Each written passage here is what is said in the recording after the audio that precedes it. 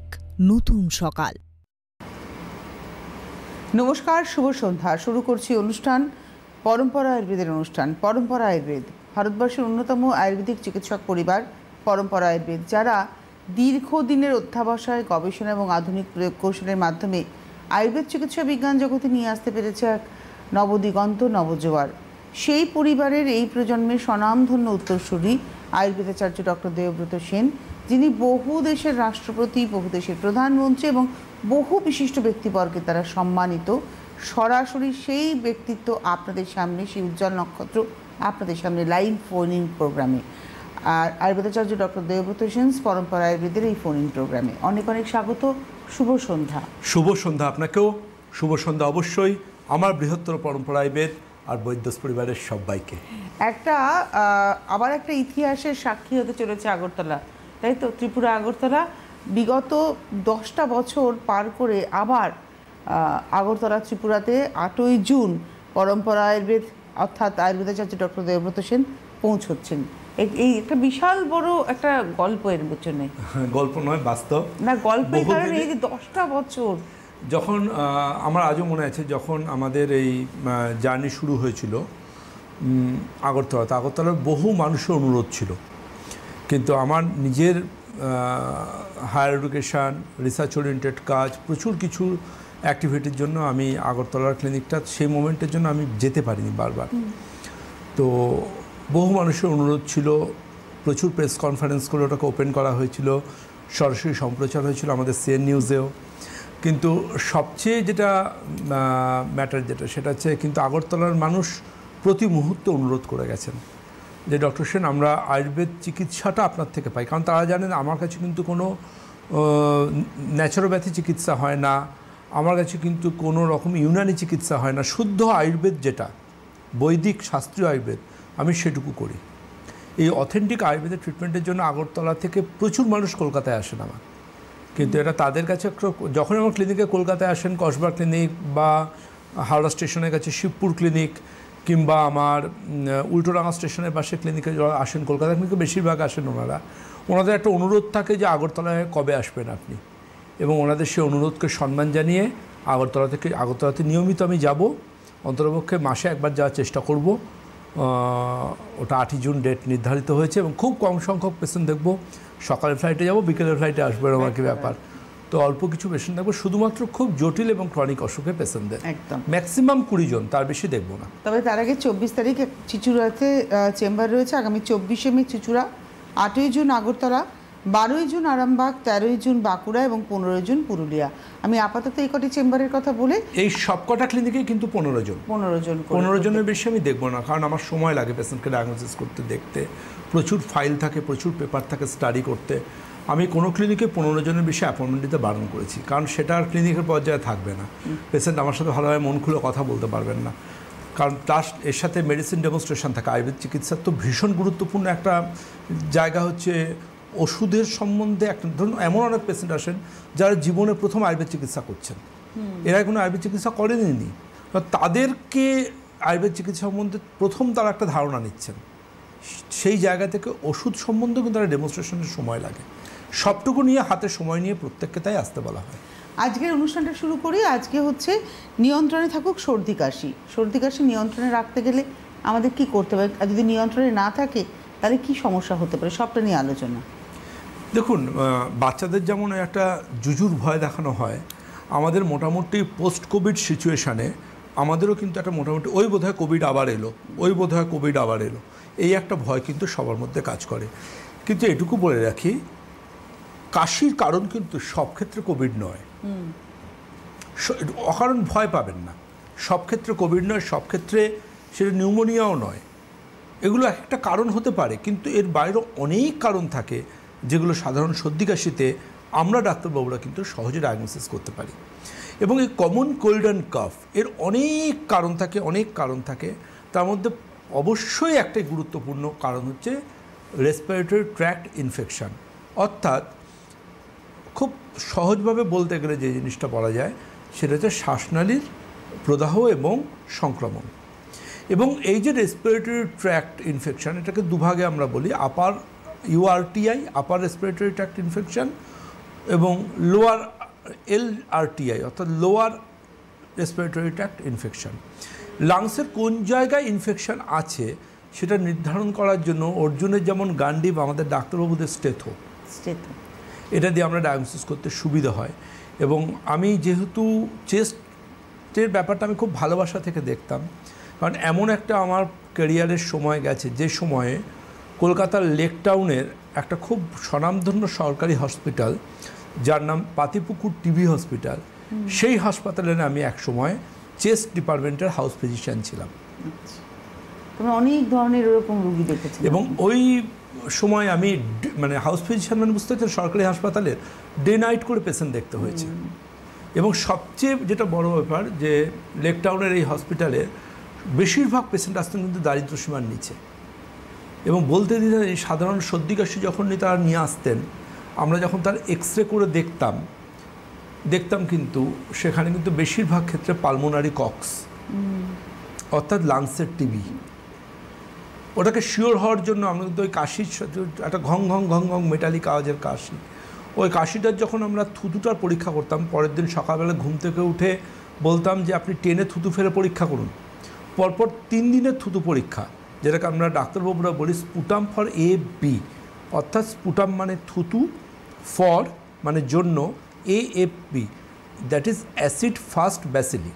এই acid fast ব্যাসিলির মাধ্যমে কিন্তু আমরা ডায়াগনোসিস করতে পারবো যে ঠিক কী কারণে মানে ওনার লাংসের থুতুর মধ্যে আদৌ কোনো টিউবারকুলোসিসের জীবাণু আছে কি নেই।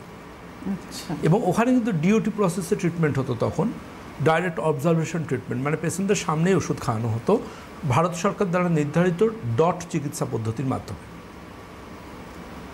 এই টিবির চিকিৎসা কিন্তু কোনো আয়ুর্বেদ, অ্যালোপ্যাথি, হোমিওপ্যাথ না, সরকার নির্ধারিত নির্দিষ্ট কিছু ওষুধ আছে সেগুলোই দিতে হতো। কিন্তু এই জায়গায় আমরা কিন্তু যেটা পেতাম, প্রচুর অ্যাজমা পেশেন্ট পেতাম, যারা কিন্তু টিউবারকুলোর নয়, তারা কিন্তু অ্যাজমা পেশেন্ট। এই অ্যাজমা অসুখটা কিন্তু একটা জার্নি। ছোটো থেকে কিন্তু এই পেশেন্ট এই অ্যাজমা কিন্তু সিগন্যাল দেয় আমি আসছি, কিন্তু পেশেন্ট সেই সিগন্যালটা বুঝতে পারে না। কীরকম সিগন্যাল দিতে পারে দেখবেন, নাছোড়বান্দা খুশকি, একটা ছোট বাচ্চা ছোট থেকে দেখছেন তার মাথায় খুশকি, এবং সে খুশকিতে প্রচণ্ড স্কেলিং হচ্ছে। প্রপার পরীক্ষা করে দেখা গেল মাইক্রোস্কোপিক্যাল এক্সামিনেশন করে স্ক্যাল্পের, যে ওটা কিন্তু আদৌ খুশকি নয়, ওটা এক্সিমা। এবং এই পেশেন্টদের কিন্তু ক্যারেক্টারিস্টিক্স থাকবে, তারা কিন্তু অ্যালার্জিতে সাফার করবে, তারা একটু দিয়ে হাঁচবে, ঘুম থেকে ওঠার সময় চোখ চুলকোবে, নাক চুলকোবে, হাঁচি হবে। এবং এই হাঁচির ব্যাপারটা আসবে কিন্তু বয়ঃসন্ধির সময় থেকে, কিন্তু এই এক্সিমা যেটা স্ক্যাল্পে ওটা কিন্তু আসছে ছোট থেকে। এবং ওই বয়সটা পেরোনোর পর যখন সে টিনেজার এজটা পেরিয়ে গেল, টিনেজার এজটা পেরোনোর পর থেকে যখন সে কিন্তু যৌবনের প্রাক্কালে বা যৌবনের মাঝামাঝি সে পৌঁছলো 30-35 বছর বয়সে, তখন দেখা গেল তার মাঝরাত্রে নিঃশ্বাসে সাঁই সাঁই আওয়াজ হচ্ছে। সমস্যা আরও খারাপ হতে পারে যদি তার মধ্যে স্লিপ অ্যাপনিয়া থাকে, মোটা চওড়া চর্বিযুক্ত গলা, চুল কেটে ফেললে ঘাড়ের কাছটা এরকম একটা কুঁজের মতো হয়ে থাকে, এবং এরকম ডবল চিন মুখ, এরকম পুরো এখানে কোনো ভেন্স দেখা যাবে না, পুরো এরকম মুখ। যদি এই রকম হয়ে যায় তাদের ক্ষেত্রে কিন্তু নাক ডাকে ঘুমের মধ্যে, ওটাও কিন্তু কার্ডিও অ্যারেস্ট হতে পারে ওর থেকে, যদি সঠিকভাবে ট্রিটমেন্ট না হয়। সুতরাং আলটিমেটলি জানবেন এই অ্যাজমা কিন্তু ছোট থেকে সিগন্যাল দেয়। আমার ক্লিনিকে এসে বাচ্চা এসেছে, তার টিনেজার বয়স, তার সে দেখছে আমার ক্লিনিকে বসে ইনহেলার টানছে। তো আলটিমেটলি এই জায়গাগুলো কিন্তু বুঝতে হবে। আমি প্রথম অ্যাজমার পেশেন্ট ক্লিনিকে এলেই তাকে কিন্তু অ্যাডভাইস করি আপনি ব্লাডের IgE করুন, that is one type of immunoglobulin modulator. আপনি স্পেসিফিক IG করুন, আপনি স্যাট করুন। What is SAT? Serological allergy test. যে অ্যালার্জি টেস্ট করলে আপনি ডায়েট চার্ট পাবেন কোন কোন খাবারে আপনার অ্যালার্জি আছে। ডায়েট চার্টটা তারা দেবে, আমি নই। ডাক্তার ডায়েট চার্ট দেবেন না, ডায়েট চার্ট আপনি রক্ত পরীক্ষা করুন, আপনি জানতে পারবেন কোন কোন খাবারে আপনার অ্যালার্জি আছে।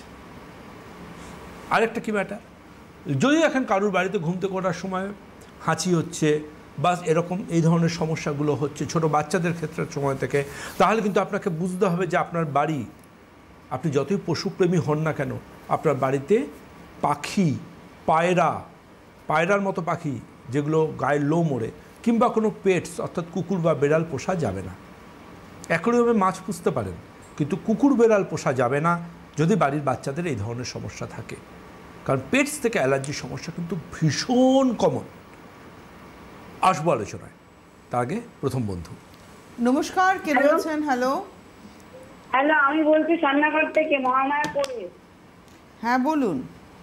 বলছি 2003-4 পড়ে গেছিলাম, তারপরে এমনিতে ভীষণ একটা ব্যাচেলারকে দেখার নেই, তারপরে আমার শরীরটা পাথরের মতো ভারী, আঙুলটা বেঁকে গেছে, ভালোভাবে হাঁটতে পারি না ডাক্তারবাবু।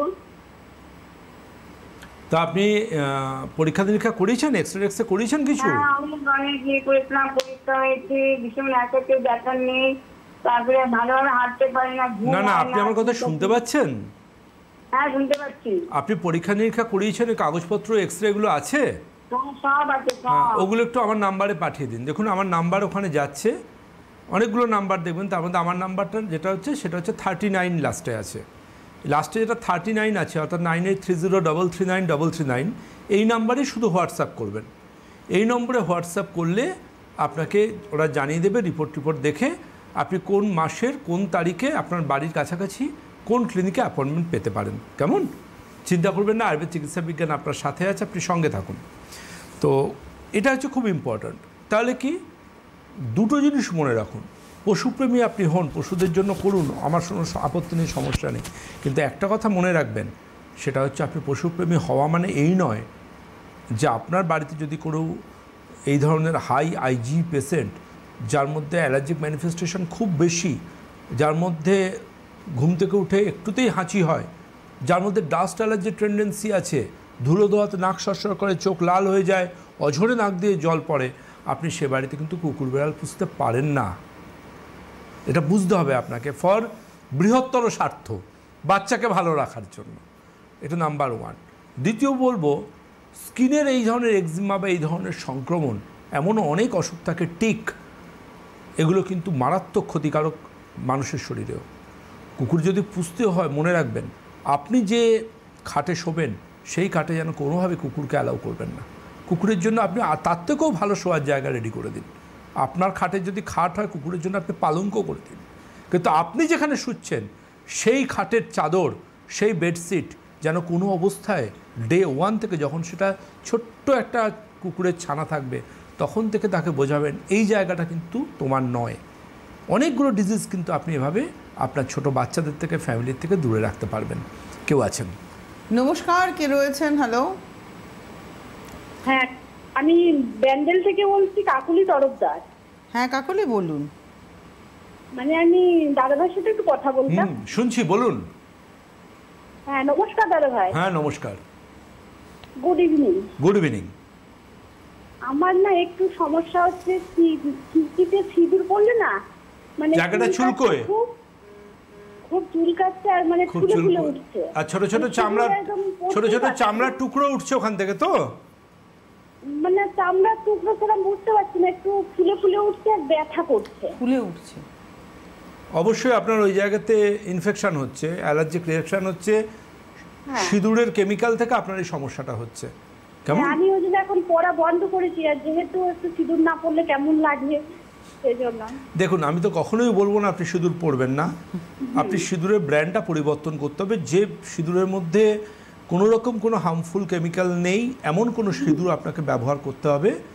এবার এমন কোনো ভেষজ সিঁদুর যার মধ্যে কোনো কেমিক্যাল নেই, সেটা আপনি কোন জায়গায় ব্যবহার করবেন, আর যে জায়গাটা অলরেডি আপনার ইনফেকশান এসে গেছে সেটাকে আপনি কীভাবে সারিয়ে ফেলবেন, অবশ্যই পুরো গাইডলাইন্সটা কিন্তু আপনি পেয়ে যাবেন।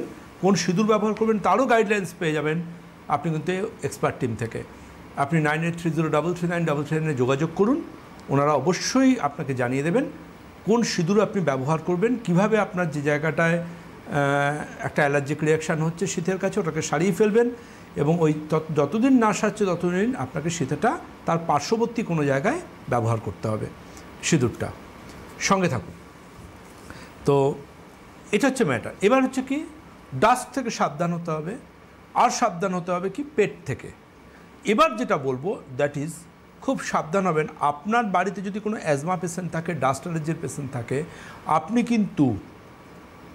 কিন্তু আপনার বাড়ির সামনে যদি কৃষ্ণচূড়া গাছ থাকে বা কোনো ফুল গাছ থাকে, আপনার সেদিকে জানলাটা বন্ধ রাখাটাই শ্রেয়। কারণ এই সময়টা এমন একটা সিজন, এই ফুলের যে রেণু যেগুলো চোখে দেখা যায় না, এই কৃষ্ণচূড়া গাছ, রাধাচূড়া গাছ, এমনকি নিম ফুলেরও এই যে রেণুটা ওড়ে পোলেন বলে, এই পোলেনে কিন্তু মারাত্মক অ্যালার্জিক ম্যানিফেস্টেশন হয়, মারাত্মক। গ্রামগঞ্জের পেশেন্টরা আমাদের কাছে আসেন, দেখবেন গ্রামগঞ্জে ছেয়ে গেছে এক ধরনের বিষাক্ত গাছে, তার নাম পার্থেনিয়াম, মারাত্মক ক্ষতিকারক। অনেক সময় শহরের ডোবাতেও হয়। মানে এই গাছটা যেখানে দেখবেন, আমি বলি যে তার থেকে 100 হাত দূরত্ব রাখুন। এই একটি গাছকে আমি বলবো যে আপনারা ডিস্ট্রয় করুন। এই একটি গাছ যে মানুষের কত রকম ক্ষতি করে আপনি ভাবতে পারবেন না। তো গাছগাছরা মানেই যে উপকারিতা নয়, গাছগাছরার মধ্যেও অপকারী আছে। সবচেয়ে গুরুত্বপূর্ণ যেটা, সেটা হচ্ছে আপনাকে কিন্তু যে গাছের ফুলের রেণু আছে, যারা গার্ডেনিং করেন, এমন কোনো বয়স্ক মানুষ যিনি অ্যাজমা পেশেন্ট, তিনি সকালে উঠে গার্ডেনিং করা শুরু করলেন, একদম তার চলবে না করা। কারণ তার ওই গার্ডেনিংয়ের সময়ও কিন্তু তার ডাস্ট অ্যালার্জি হতে পারে, বিভিন্ন গাছের খাবার দিতে হয় গাছের মাটিতে, তার থেকে অ্যালার্জিক ম্যানিফেস্টেশন হতে পারে, এমনকি ফুলের রেণু থেকেও অ্যালার্জিক ম্যানিফেস্টেশন হতে পারে। এই পেশেন্টরা এতটাই এফেক্টেড হন, তারা যদি খুব বাইরে থেকে এলেন ঘেমে নেই, এবার ডাক্তার ঠান্ডা লাগার ধাত, আমি বলি না, আপনার ঠান্ডা লাগার ধাত নয়, আপনার সমস্যাটা অ্যালার্জিক ম্যানিফেস্টেশন, যাই কমনশাল অ্যালার্জিক রাইনাইটিস। কীরকম? আপনি রোদ দিয়ে ঘরে ঢুকলেন, প্রচণ্ড ঘেমে আছেন, বেসিনে গিয়ে নর্মাল মুখে জল দিয়ে একটু জলের ঝাপটা দিলেন, আপনার হাঁচি শুরু হয়ে যাবে, ইনস্ট্যান্ট হাঁচি শুরু হবে। হাঁচি শুরু হবে 5টা 8টা 10টা, আর নাক দিয়ে অঝরে জল সিগন্যাল দেবে, প্রথম নাকটা চুলকোনো দিয়ে, চোখটা চুলকোনো দিয়ে, তারপর হাঁচি শুরু হবে। এবং সেই হাঁচিটা মানে যদি তার সামাজিক ব্যক্তিত্বের ক্ষেত্রে খুব বড় একটা প্রতিবন্ধকতা। তিনি গুরুত্বপূর্ণ কোনো মিটিংয়ে যাচ্ছে, ক্লাসে যাচ্ছে, স্কুল থেকে টিফিনে খেলাধুলো করেছে, ক্লাসে ঢুকছে, চোখ মুখ হাত ধুয়ে শুরু হয়ে গেল হাঁচি। তাহলে ঘেমে গিয়ে যদি হয় এটা, তাহলে ঠান্ডা লাগা নয়, এটা অ্যালার্জিক ম্যানিফেস্টেশন। সব কিছু ঠান্ডা লাগা বললে হবে না অ্যাকচুয়ালি। কেউ আছেন? নমস্কার, কে রয়েছেন? হ্যালো। হ্যাঁ, হ্যালো, নমস্কার। কে বলছেন, কোথা থেকে বলছেন? আমি অনুপম বিস্তার, মুর্শিদাবাদ থেকে ম্যাডাম। হ্যাঁ, কথা বলুন, কথা বলুন অনুপম। হ্যাঁ হ্যাঁ ম্যাডাম, বলছিলাম যে আমার কন্টিনিউ ঠান্ডা একটা থেকেই যাচ্ছে, মানে হয়তো 2 মাস পরেও একবার ঠান্ডা লাগছে, আর তার সঙ্গে হাঁচি, মানে হাঁচিটা কনফার্ম থাকে আর কি। এই আপনার সমস্যাটা নিয়ে আজকে আলোচনা করছি, সঙ্গে থাকুন আপনি। আর কাল সকাল 11টার পর হোয়াটসঅ্যাপ করবেন আমার নাম্বারে, সঙ্গে থাকুন।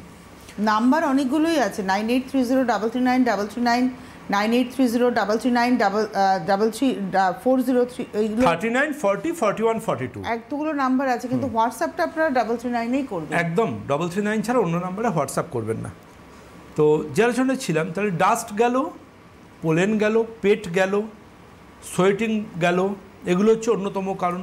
ফুড নিয়ে বলেছি, যাদের ফুড অ্যালার্জি আছে সেক্ষেত্রে রক্তের ওই স্যাট টেস্ট বললাম, সেরোলজিক্যাল অ্যালার্জি টেস্ট, যেটা করলে ধরা পড়ে যাবে যে কোন কোন খাবারে তার অ্যালার্জি আছে।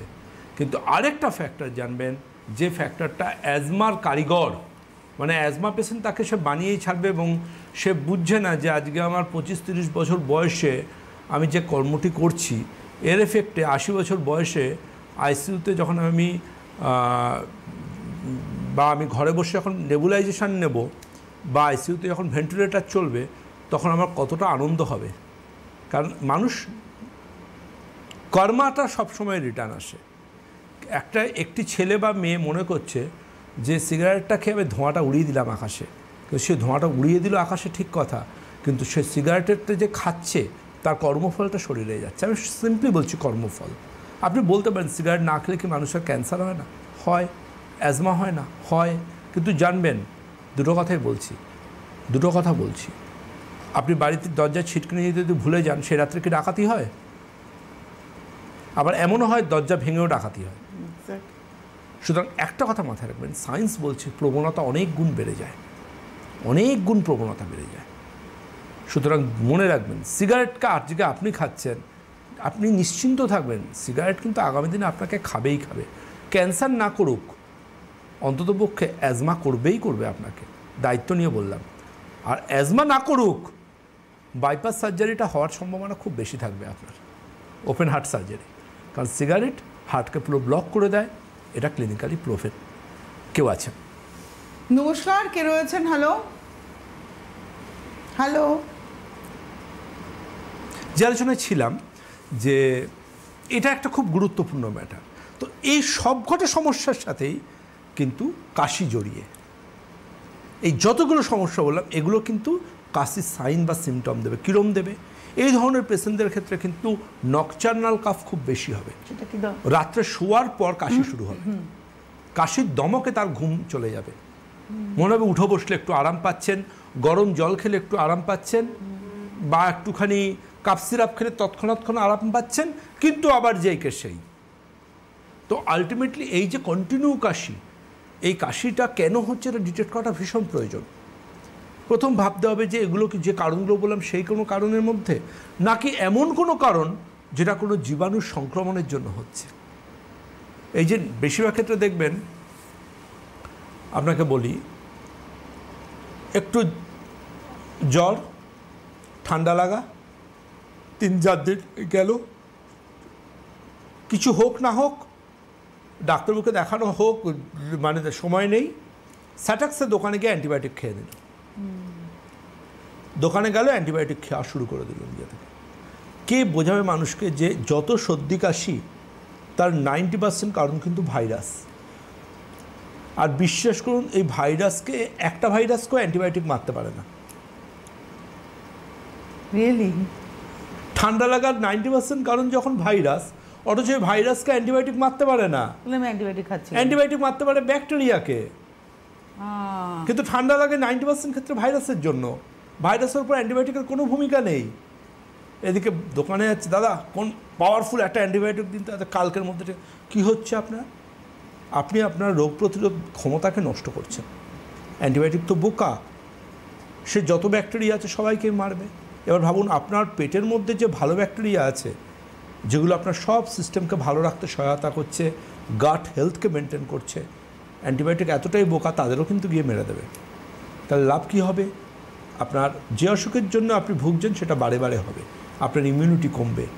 নট অনলি দ্যাট, আপনার বায়োলজিক্যাল, ফিজিওলজিক্যাল বিভিন্ন অর্গানের ফাংশনও আস্তে আস্তে ডিটোরিয়েট করবে, কারণ আপনার গাট হেলথ কম্প্রোমাইজ হচ্ছে। জানবেন, আমাদের গাট ব্রেন একটা খুব বড় রিলেশনশিপ রয়েছে। হাজব্যান্ড ওয়াইফের রিলেশনশিপের থেকেও স্ট্রং রিলেশনশিপ ব্রেনের সাথে আমাদের গাটের সম্পর্ক। গাট মানে পেটের সম্পর্ক। আয়ুর্বেদে বলে না যে, আমরা বলি যে পেট ঠিক তো সব ঠিক। আমার ক্লিনিকে যত পেশেন্ট আসেন প্রথম জিজ্ঞেস করি, পেট পরিষ্কার হয় তো, পেটের কোনো সমস্যা নেই তো? পেটটা ঠিক না রাখলে কিন্তু সমস্যা। পেটটা ঠিক রাখতে হবে। আর পেট ঠিক মানে এই নয় যে আপনি পেট পরিষ্কারের একটা কিছু খেয়ে নিলেন পেট ঠিক হয়, ওইটা যেমন, ওইটা তো আপনার নেশা হবে। আপনি এমন হয়ে যাবেন, সে ওষুধ ছাড়া আপনি পরের দিন সকালে বাথরুম যেতে পারছেন না। এই স্মার্ট লোক, মানে চরম আনস্মার্ট লোক দুটো হন। একটা হচ্ছে যারা ওষুধ খেয়ে পরের দিন সকালে পেট পরিষ্কার করেন, কনস্টিপেশনের ট্রিটমেন্ট না করে। আরেক ধরনের আনস্মার্ট লোক হন, কারখানা থেকে ধোঁয়া বেরোতে দেখেন চিমনি দিয়ে, তাদের বাথরুমের জানলা দিয়ে ধোঁয়া বেরোয়। আচ্ছা, রান্নাঘর, বাথরুমের জানলা দিয়ে ধোঁয়া বেরোয়। আচ্ছা, তারা বাথরুমে স্মোকিং না করলে তাদের পটিই হবে না। আপনি স্মোকিংটাকে ভীষণভাবে বারণ করেন। আমি যে কোনো নেশাকে খুব ঘৃণা করি। আমি পৃথিবীতে সবথেকে বেশি ঘৃণা করি অ্যালকোহল আর স্মোকিং, বা যে কোনো রকম অ্যাডিকশান। অ্যাডিকশান যদি করতে হয় ভালো জিনিসে অ্যাডিকশান করুন, খারাপ জিনিসে কখনোই নয়। লাস্টে একটা কথা খালি আলোচনার মধ্যে আসবো, that is GERD, gastrointestinal reflux disease. আচ্ছা, ওটা নিয়ে না হয় অন্য আরেকদিন আলোচনা করবো। একদমই তাই। আগামী 24শে মে চিচুড়াতে চেম্বার রয়েছে, 8ই জুন আগরতলা ত্রিপুরা, 12ই জুন চেম্বার আরামবাগ, 13ই জুন বাঁকুড়া এবং 15ই জুন পুরুলিয়াতে চেম্বার রয়েছে। আজকে আর হাতে সময় নিয়ে বিদায় নেবার পালা। অনেক ধন্যবাদ জানাবো ডক্টর সেনকে। ধন্যবাদ আপনাদের। নমস্কার। No strain, only gain. Parampara আয়ুর্বেদের সুদন্ত টুথপেস্ট, মুক্তোর উজ্জ্বলতা ও প্রাণোচ্ছল হাসি ফিরে আসুক আপনার আত্মবিশ্বাসে। আয়ুর্বেদাচার্য ডক্টর দেবব্রত সেন ফর্মুলেশন। আমার সন্তান যেন থাকে দুধে ভাতে, দুধে ভাতের জায়গায় যদি ঘিয়ে ভাতে হয় কেমন হয়? যেখানে বিশুদ্ধতার প্রশ্ন, স্বাদ আর স্বাস্থ্যের মিলেমিশে একাকার হয়ে যাওয়ার প্রশ্ন, সেখানে উত্তর একটাই, পরম্পরা আয়ুর্বেদ ঘি।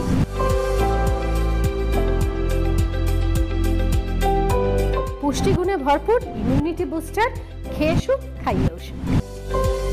পরম্পরা আয়ুর্বেদ ঘি।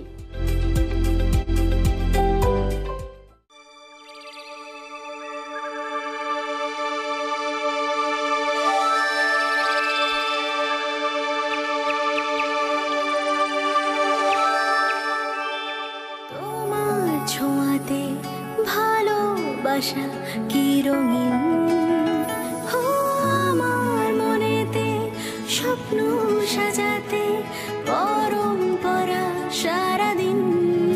Ayurvedacharya Dr. Debabrata Sen's formulation. Introducing the ultimate skincare essential. Experience the power of 1.5% hyaluronic acid serum, naturally derived, no harmful chemicals, goodbye to dry, dehydrated skin and signs of aging. Boost efficacy of your skincare regime. Stay healthy with Parampara Ayurveda. Introducing Neem Face and Body Wash with 2% salicylic acid with pure neem gel. Witness the magic as it minimizes pores and clears acne overnight. Fights skin problems caused by dirt and pollution. Fits for all skin types. Elevate your skincare journey at Parampara Ayurveda, where tradition meets flawless skin.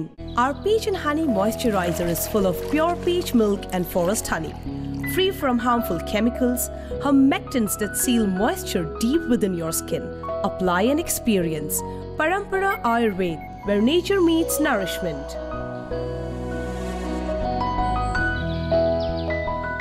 Red Carpet Mixed Essential Oil is a unique formulation from the house of Parampara Ayurveda. This elixir not only provides intense moisture and nourishment to the skin, but also helps to reduce aging. Discover the power of nature's secret in every drop. Parampara, where nature meets purity. Embark on a journey to radiant skin. Unveil the power of nature with our 10% vitamin C serum. Potent stable formula that is derived from mixed citrus fruits, increases efficacy of sunscreen, fights free radical, free from harmful chemicals. Elevate your skincare ritual at Parampara Ayurveda, where tradition meets beauty. আয়ুর্বেদাচার্য doctor Debabrata সেনের পরম্পরা আয়ুর্বেদ ভারতের অন্যতম বংশানুক্রমিক আয়ুর্বেদ চিকিৎসক পরিবার। আয়ুর্বেদাচার্য doctor Debabrata সেনের Parampara Ayurveda. For clinic appointments 9830 339 339।